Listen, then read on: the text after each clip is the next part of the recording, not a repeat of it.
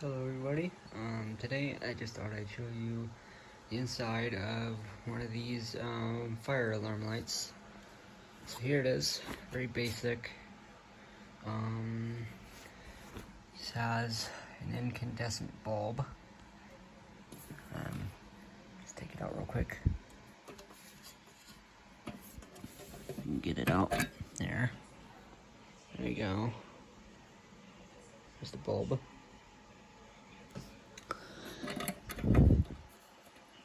Put it back in carefully, as carefully as I can get it.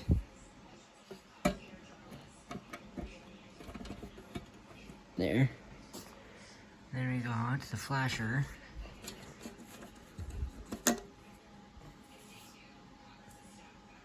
There, 12-volt flasher. Plug that back in. Yeah, there's a flasher socket. It's a light. There. Plug that back in. There's the wiring. Just there's the negative, and then the positive, and then the bulb wires go into that. Then there's negative, which goes directly to the flasher, and then this blue wire is just cut off. Well, not cut off, but it's just taped off. And yeah, that's kind of how it works on the inside of it.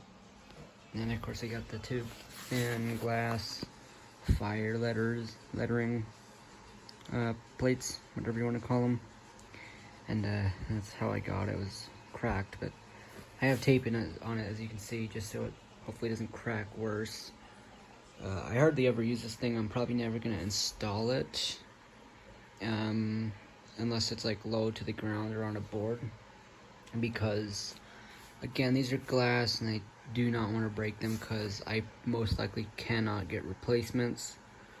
But yeah, and that is a plan for one of my videos today, hopefully, is to show you how to install one of these, if anyone gets one, because I know there's not many videos on these, I don't think. But yeah, anyways, hope you guys enjoyed the video, and I will see you guys later. Take care.